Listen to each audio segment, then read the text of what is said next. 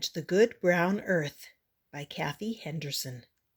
And the Good Brown Earth. When Gram went to the vegetable patch, Joe came too. It was nearly winter. "Now's digging time," said Gram, and she picked up her spade and dug that ground into big old lumps. Joe dug too. He made a hole and a heap and a squashy place for squelching in.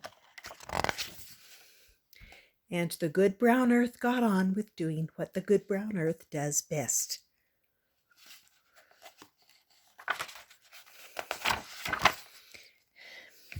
The next time Gram went to the vegetable patch, Joe came too, and there was snow on the ground. Joe ran and jumped and slid and whooped. Grandma stood and looked. "Now's thinking time," said Gram, thinking about all the things in her gardening book. Joe thought too. He thought up a snowman.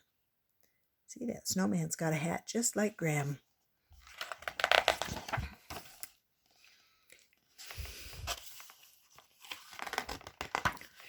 Next time Gram went to the vegetable patch, Joe came too, and there was spring in the air.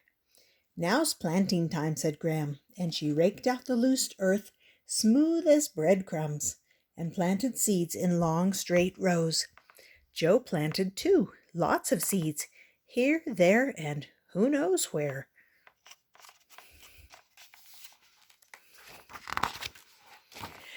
And the good brown earth got on with doing what the good brown earth does best.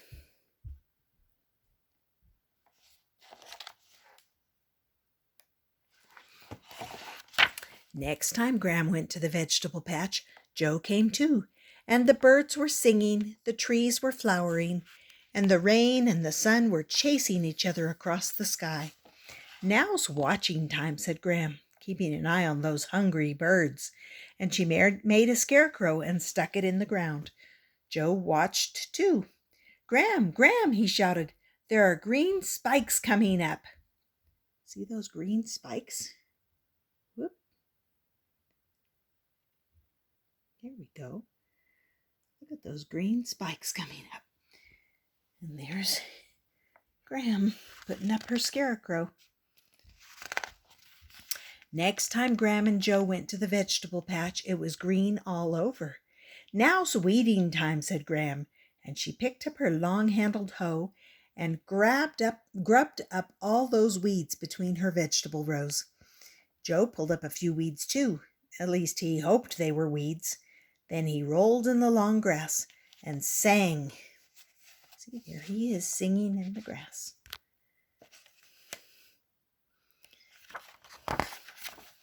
Next time Gram and Joe went to the vegetable patch, it was hot, hot, hot. The plants were drooping and the earth was dry.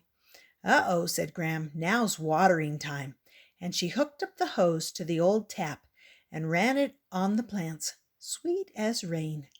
Joe watered too, mainly himself, and he gave Gram the second ripe strawberry.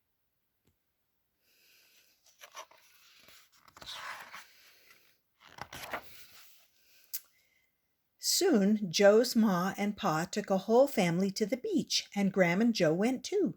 "Now's resting time," said Gram, stretching out for a snooze. The sun shone and the breeze blew. There they are at the beach. And the good brown earth got on with doing what the good brown earth does best, day after golden day, until the next time Gram went to the vegetable patch, and Joe came too, of course, what did they find?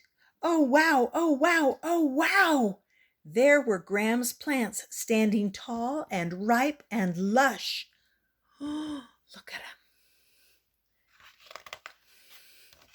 And there were Joe's, higgledy-piggledy, tangly fantastic.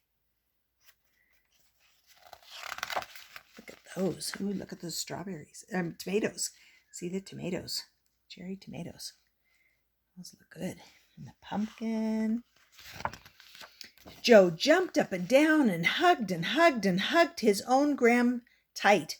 But what? But how? But who? Asked Joe. Gram hugged him back. You'll have to ask the good brown earth, she said. Then she took her long-pronged fork and opened up the ground, and there were pale brown potatoes. Look at that. Like buried treasure, and carrots, and parsnips, and beets.